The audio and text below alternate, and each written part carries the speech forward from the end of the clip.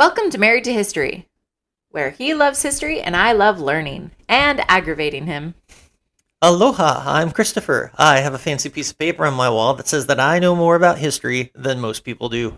I'm Shirley. I'm a homeschool mom that relies on good curriculum, Christopher, and West Side Story to teach our kids history. Hey, honey, so before we get into our topic for the day, I think we owe it to our dozen listeners, loyal listeners. Baker's dozen? Yes, maybe if we're lucky. A good day. I believe we owe them an apology. What did you do? It's what we didn't do. What did you not do? We did not have an episode 2 weeks in a row. Oh, whose fault was that? Probably yours. 2 weeks in a row? 2 weeks in a row. How could it have possibly been my fault? I thought you were the brains of this operation. No, I'm just the talent. Ah, yes. Okay. And everybody knows that the talent has no brains. You said it. Anyways, so... I've never denied it. Yeah. Anyways, so we really are enjoying doing this podcast, and we are sorry that we had the feed empty the last 2 weeks. We really do intend to do this every week, so we will try better in the future, I guess. All right. Do you want to flog yourself, or should we get into the Do I want topic? to flog myself? No. Maybe I'd consider flailing myself, but no. Flogging, that's an F too far. Is it? All right. Well, honey, I was actually doing some research for our topic today. What? You? Yeah. Voluntarily did history research? In a way, yeah. That's just remarkable. In a manner of speaking. I'm so proud of you. Thanks. What's the other shoe? So I was... You have so little faith in me. I have absolute faith in you. What's the other shoe? I was researching the Mafia, like one does. And, obviously, and yes. will you allow me to show off some of my knowledge? Go for it. Okay. Why did the mobster put his money into real estate? Are you asking me a question? I thought you were going to share. No. If you have a very quick guess, then I'll give you the real answer. Why did the mobster put his money into real estate? Yes. Is this a joke or is this a serious question? He wanted a lot of concrete assets. What do you call a mafia boss who's always in a hurry? A Russian mobster.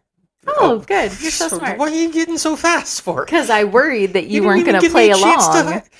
All I needed for you to do was to tell me if it was a joke or not. I didn't know if I was supposed to be trying to think of a joke answer or a serious answer. How dare you? The Russian one is a joke. That Russian one is at least as old as the 60s. Oh, is it really? Yeah.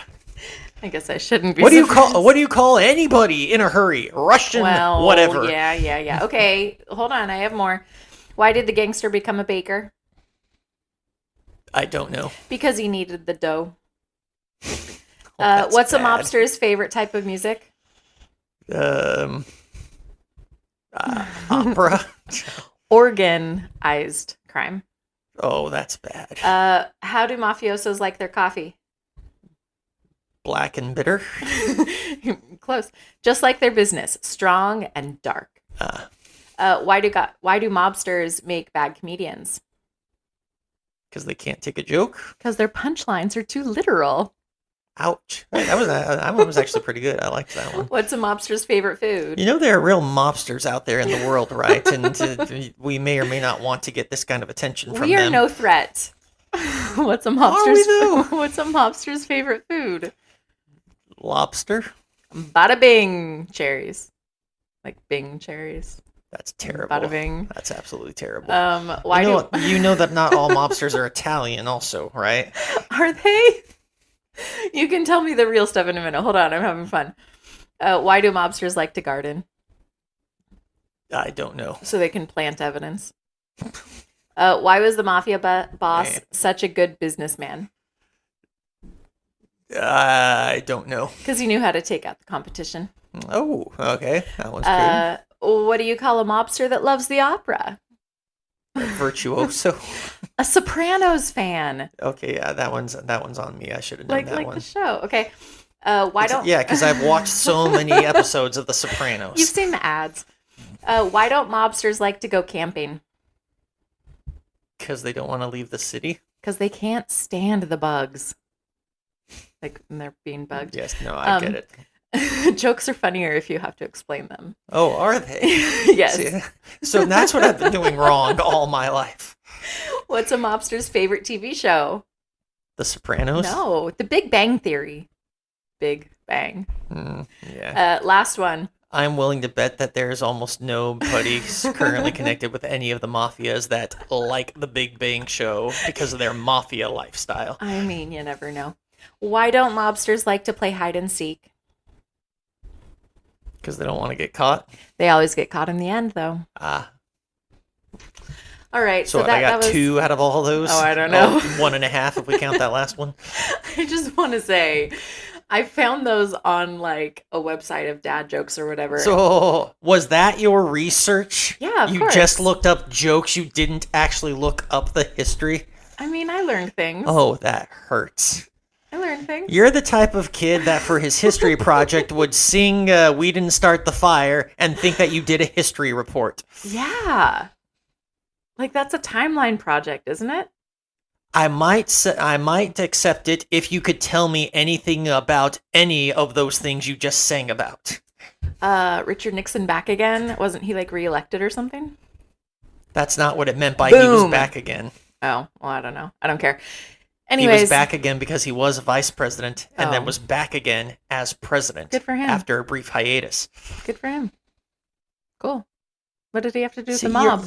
You're killing me there. Look at the cold impassion, the lack of love or interest or care in your face. How can people be so blissfully ignorant of history? Just don't get that. I just need to I don't get it. I found those on a website of like dad jokes, and it was like 101 jokes about the mafia. Those are terrible dad jokes. Oh, you have no idea. Those were the only good ones on the list. Those are the good ones. Oh, Most of them were not jokes. It was odd. I don't know who made this list, but they were really dumb. All right, so where were we? So I just remember at one time you said you were like, honey, do you want me to tell you about the origins of the mob in America? And I was like, not really. But you can tell me today. I am in the mood to learn about the mafia. Go. You're welcome. So the mafia did actually start off I want to be clear, in my limited understanding of it, the mafia is the actual proper name of one type of organized crime. Okay. I think by and large, a lot of us think that lots of different criminal organizations are part of the mafia or are all mafias. And there are lots of organized crime groups out there, but no, the mafia is a specific one. Okay. It's the one that comes from Italian roots. Now, there might be other Italian organized crime units. You know what? I did look this up. Okay. Thank you very much. I got on Wikipedia and I read just far enough to see something about the Black Hand and something about the word mafia coming from a Sicilian word that means swagger, which I thought was pretty cool. So yes, it's Italian. Okay, so yes, they started off in Italy, and pretty much their beginnings were they were extortionists. They were thugs, and they would just go around beating people up, robbing people, or conversely saying that, hey, pay me, and I won't beat you up, or I won't rob you. Makes sense. And that's really the origins of it. Wow, that was a really short episode. I know there's more to it. Why are you gonna be cutting me off all the time? I'm sorry. I had 2 weeks of sass built up that I didn't get to release. Well, I guess that's an understandable excuse then. Go ahead. Okay, so yes, that's how they got started. But as one might eventually figure this out, well, the local authorities, they started to realize what these guys were doing. I would hope. So persecuted is not the word, but they were hunted down by authorities, and so they had to get out of town. But when they left and they make their new homes, as many people in Europe did, they go to America amongst other places, and yeah, they get back into the old practices, because especially a lot of the big urban cities at the tail end of the or the tail end of the industrial, beginning of the progressive area, are ripe breeding grounds for these kind of activities, for extortion and whatnot, and the other criminal and elements that there are activities. There we go, that they're going to get into. Okay. But by and far, one of the biggest boons actually to the mafia comes thanks to Mussolini. Good old Mussolini. Yeah, so Benito Mussolini, for the many failures that he had, the many shortcomings I'm going to go with that he had as a leader in Italy, one of the few things that he got right, and I mean really right, was the mafia was almost completely eliminated. Whoa. Completely eliminated in Italy. He wasn't They were gone. Organized crime? He was absolutely not pro-organized. No fascist organization is pro-organized crime. They are pro-power, and crime is a type of power that conflicts with government power. So, yes, they were absolutely keen on getting rid of them. And so this meant that, a lot of the more powerful guys, or at least the ones that did have connections, did have influence in Italy, had to jump ship, and a lot of them ended up coming over to America. On ships. I don't know. I don't know for sure where all of them went. Not everybody left. Some families, some members stayed behind, but they couldn't engage in their usual practices. But a lot of them went to the Americas. And it's actually thanks to the mafia. So people have probably heard this before, that there were a lot of mobsters, there are at least some powerful ones, that got like sweet deals from the U.S. government as far as lighter sentences in prison, and maybe no prison at all. One of the most famous ones I know of was that I think he was in prison, but they let him out, or they decided not to put him in prison. I don't remember what the catch was, but we did all this because these people had connections with the underground in Italy, and we needed those connections, or at least we wanted to use those connections in World War II when the invasion of Italy takes place. Wait, slow down. Okay, so Mafia in America started way before World War II. Mafia in America started before World War II, yes. Okay, but then come World War II time, we did catch some mobsters in America, but we're like, yo, we won't throw the book at you if you help us defeat Italy. Basically, yes. Dude. Now, some of these, as one could expect, not all of these mobsters lived up to their end of the bargain. Well, can you trust them? If I remember correctly, after the war was over, it was agreed that one guy, and I'm really scratching because I can't remember his name. I'm forgetting all their names. Babyface Nelson was not an Italian mobster. Babyface Nelson was a criminal of the time. He was not in any way, shape, or form connected to organized crime. I don't know. I'm trying to think of like Dick Tracy villains, and I'm coming up blank. Most Dick Tracy villains were not connected to the mafia, I think. But granted, it occurs to me though. I haven't read the Dick Tracy comics in a long time. It doesn't matter. That's such an old reference. So I really wish I could remember this guy's name, but there was one guy who the agreement was that, all right, no jail time for him. He helped out. He was able to make good connections, and the agreement was that he was going to go out to Italy, or the agreement was at a minimum that he was not allowed back in the U.S. Oh. He went to Cuba. And the Americans were very mad. They were like, no, he was supposed to go back to Europe. Then they're like, no, he was just supposed to leave the United States. And he kind of still ran more than a couple of criminal enterprises from his exile in Cuba. Yeah. And he's one of the people that helps kind of turn Cuba into the what's the right way to describe it? I guess you could say a quasi Vegas-like state just outside of the United States. Oh, so good job, America. So a lot of the businessmen, in particular the mobsters, are invited into Cuba by the and I might be getting some of my details wrong. I don't remember how exactly it comes about, but they are businessmen with money who know how to make more money. So they are invited in to establish this kind of the gambling infrastructure, this hot tourism spot for visitors into Cuba. We're getting off topics here, but Cuba's economy falters after World War I because they were completely dependent upon the sugar crop, so they needed to find new ways of bringing in income and revenue after World War I, and part of that comes from the tourist attractions that these guys are going to help set up. Okay. Like when Sky Masterson took Sarah to Havana. No. And got her really drunk. No. Yeah, just like that. No. It was Havana. They went to Cuba. Yes, I know that Havana is in Cuba. Yeah. Okay, well, tell me more about the mob. You don't appreciate my musical references. They're lost on you. Wasted. I know I've learned more. I mean, it was only a couple months ago I did a project on this, but a lot more than I thought has already left my memory. Okay, tell me about the Black Hand, because I feel like I've heard you reference that. So I'm familiar with the black shirts. The black hand, Oh. unfortunately, I'm drawing a blank at the moment. But the black shirts were fascists, not mafia. Oh, okay. I'm sure I know something, or I Mhm. have known something about the black hand, but no, I'm drawing a blank on them right now. Well, when I looked at Wikipedia, apparently the Black Hand wasn't necessarily a single unified group. It was like in the very beginnings of the mafia, the Mm-hmm. Italian mafia here in America. The Black Hand wasn't like one unified group, but it was like a extortion method. Mm-hmm. I don't know what the method was. I just saw that it was a type of extortion that they did, and so that was So, organized crime. and I think we mentioned that. Yeah, extortion was pretty much how it all got started. Yeah. Eventually, they leached out from extortion to other money making enterprises. Yeah. But I'd say extortion is usually the place to start because of the violent element to it. It puts people into a state of fear, and then using that already existing fear, you can more easily expand into other areas, especially since you've already got that reputation for being the violent ones, the big, brutish, scary ones. Right. So, like, I know there's more mobs than just the Italian mob, Mm-hmm. obviously. So at what point did like the Irish mob or the Russian mob or whatever else get a foothold in America?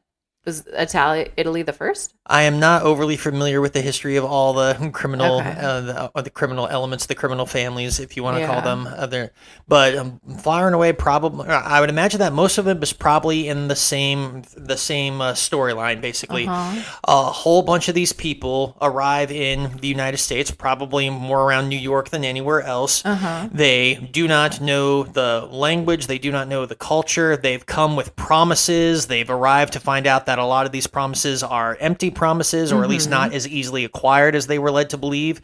They end up, because of racism or poverty or any number of other things, not racism, but well, racism too, but or nationalism, and maybe even religion on a couple of occasions. But for various reasons, they find themselves either being forced or for their own safety or their own privilege, associating with other people that are from their same group. So you form those mini towns like Chinatowns yeah. and Irish neighborhoods and things of that You'd nature. rather live near people that you're familiar with the culture. And just like today, if you have an impoverished people living in an impoverished area, and the government or the government facilities, law enforcement, and things of that nature aren't working for them, aren't protecting them, aren't doing anything for them, Yeah. well, then they're going to take it upon themselves to do these things. Right. Often enough, this is going to start with probably the unemployed men, or the men who either can't find work or don't really want to do a day's work, whatever the case might be. Well, they've got to find something to make money, and go-to for lots of men who find themselves in that position is to engage in some sort of criminal activity, Right. or particularly violence.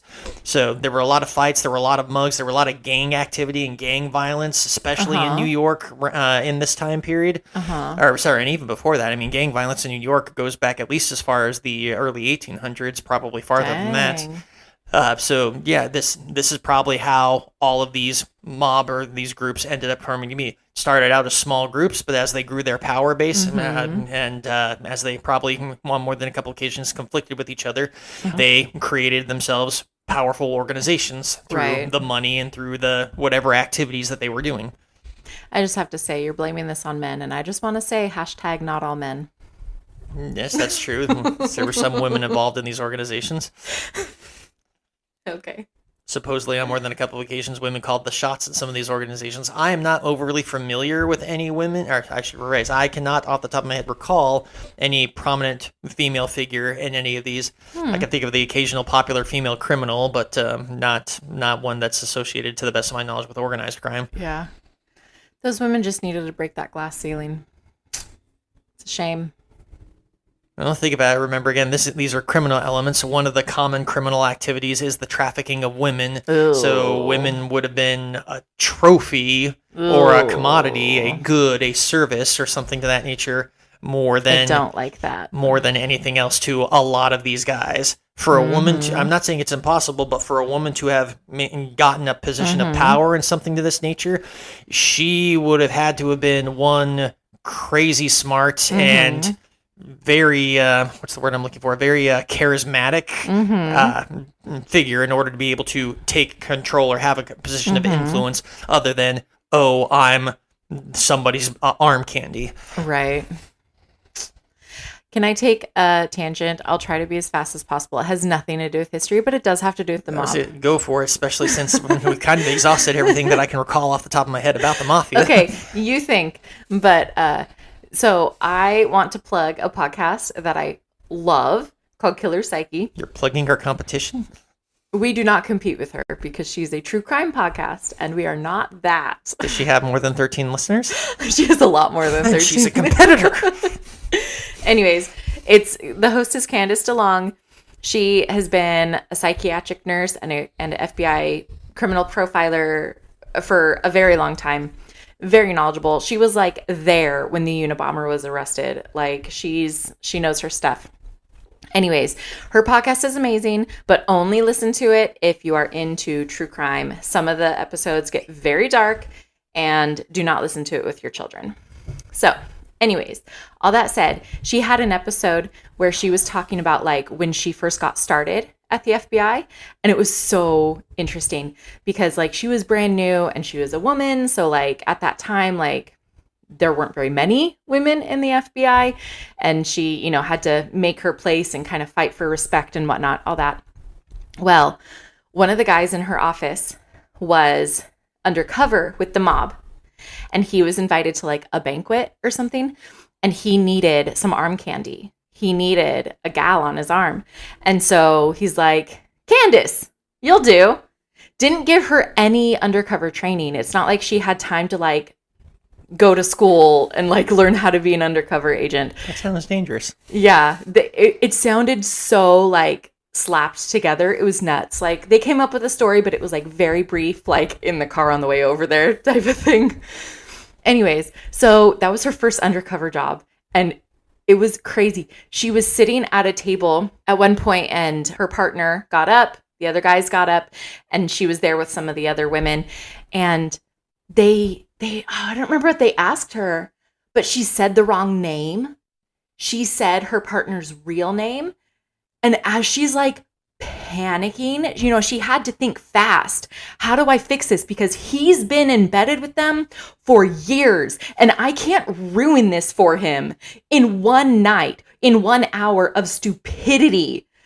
And so she took her panic and just used it. And she looked at the other women at the table and she was like, oh, don't tell him that I said that. That's my ex-boyfriend's name. He'll kill me. And the other women laughed and they're like, I totally know what you mean. And then went with it. This sounds familiar. I think you've told me this story I told before. you. It was awesome. Anyways, she is very entertaining. It was a very cool story. And yeah, she was fun. Okay, back to the mob.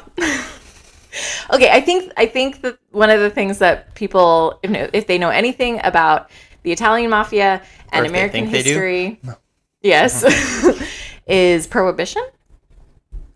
Those they're connected. So prohibition is connected with organized crime. Yes. Okay. So again, I don't know to the extent or to what extent the mafia got involved in this, but certainly the Italian mafia would have benefited from prohibition, like every other criminal organization did.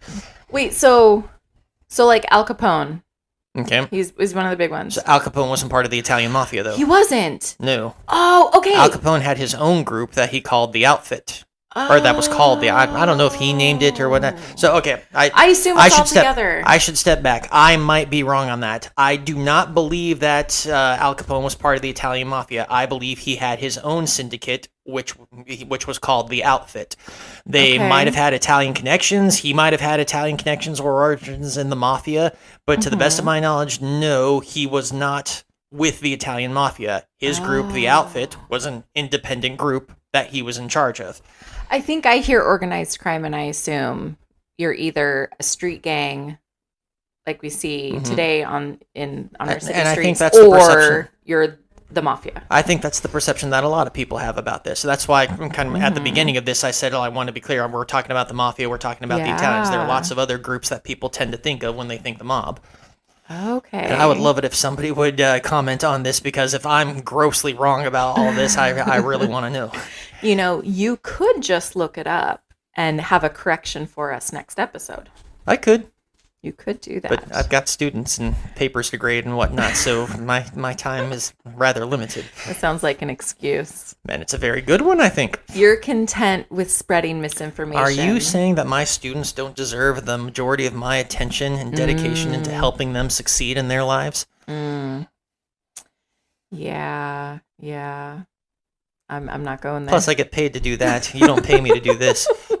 I mean, maybe one day we'll have more than a dozen loyal listeners. You don't even make me a special meal when I want a special meal. Oh, so sad. When was the last time you made me your potato fries? It's been a while. It's been a very long time. She makes such delicious potato fries. Oh, They're man, those things are so really good. And if it weren't for the darn diabetes, I mean, those things are probably going to kill me, but it would be worth it.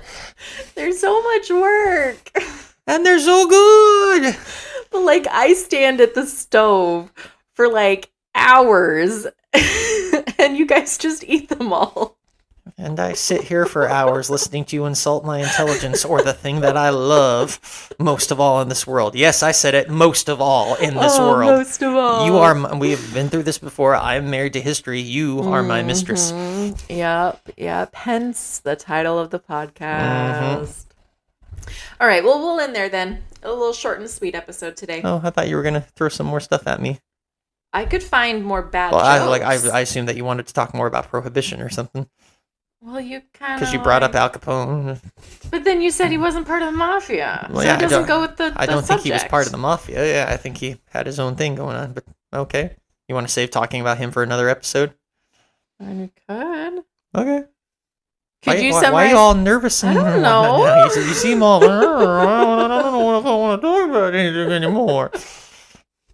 Could you summarize really quickly what organized crime has to do with alcohol being prohibited in America? So criminals are always looking for another way to make money. Alcohol is outlawed, but everybody under the sun wants it, just like a lot of drugs and other activities that are today. So that's the thing that organized crime lives off of, is a vice that is illegal or that people want more of than they can legally get. And if they can supply that, that's big money. So yeah, the Prohibition era was undoubtedly an era where a lot of organized crime gained a heck of a lot more power through money and influence than they had ever had before. Is the Italian Mafia still a thing today in America that we need to worry about? It is still a thing, yes. Do we need to worry about it? I don't believe so.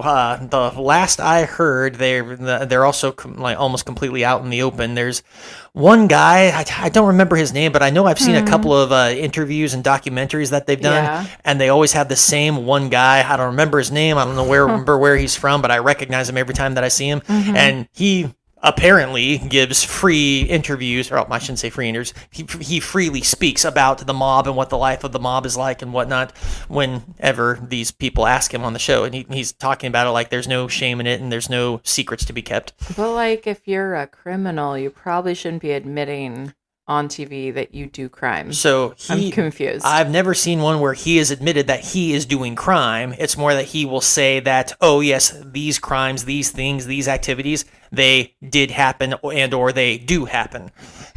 I don't get it. If you are a member of the Italian Mafia and you object to anything that we said, I apologize. Sincerely, don't come for us. Don't believe her. She's not sincere, but I am. I'm not sincerely sorry about my stupid jokes, but I don't want you to come for me. So, thank you for listening. If you liked what you heard, then please subscribe, tell your friends, and leave us a 5-star review. We still have friends that are in Italy, right? I mean, we can put in a good word with them. They can probably find some people that will talk sweet nothings, get us off the hook in here, right? I'm pretty sure they don't have any mafia connections. You never know. I mean, he's a likable guy. I mean, we love him. Surely there's somebody in Italy that likes him, that has some kind of connection. Anything's possible. Yeah. I mean, after all, Italy, it's a beautiful place, beautiful people. It's a musical language. Sure. It is, trust me. I'm sure it is. If you'd like to hear a future episode with more information about today's topic, contact us on Gmail, Facebook, Instagram, or TikTok at Married to History Pod. Also, please contact us if you have a silly question idea or if there's something from history that you would love to learn about. Just be sure to specify in your message if it's silly or serious, because we don't want to treat a genuine quest for knowledge like a joke. Talk to you next time. Bye. Bye. All right. Hey, so before we go to the exit music, Christopher is feeling very inspired.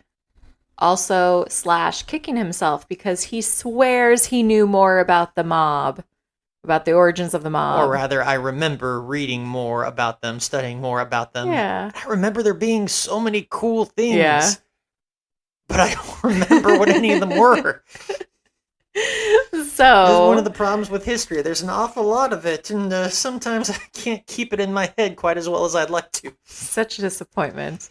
Anyway, so I still wish to point out how many episodes have we done? 60 something like that. How many times have you sincerely caught me completely off guard and like, I don't know what you're talking about at all? A few times. Anyway, so I hope you found this episode entertaining, at least. And stay tuned, because in a couple weeks, he will have a well-prepared episode for us, and he'll share all the correct information about the Italian Mafia, its origins in America. I promise nothing. It's too late. It's going on the episode. You can't let them down now. All 13 of them? Yes, all 13 of them. But it's Andy. I can't let Andy down. No. All right. Anyways, so see you later. Bye.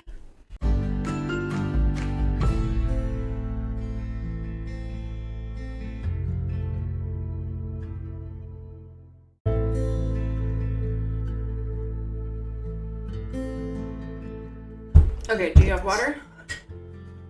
Yes, Do you need water? probably. Should you go refill right now? We're doing what, 3 of these? 2.5, I believe. Okay, then I'll have time in between if the need arises. All right. I'm kind of wishing that I hadn't done that for the Mafia one too. Like I should have just admitted up the top that, you know what, said like a couple of quick things about what I knew, and then I think I'd rather do some research and then come back to this one, because I feel like there was more and it was better, and I couldn't remember enough of it. Sad. You can still do a follow-up I know. episode. Yeah. Yeah, I would have liked it better if I had just like admitted it right up front and then just directly done a follow-up episode instead of me trying to entertain us all for the last half hour or whatever it was. We can record an outro. I can tack it on to the end of that episode, like, stay tuned, we're actually going to give you good info in a couple of weeks. That said, then that would also just like be an excuse to not have me be answering questions off the top of my head, kind of thing. I don't know. No, but it's fine because we've had a mix of planned and unplanned, and I think that's good. Okay.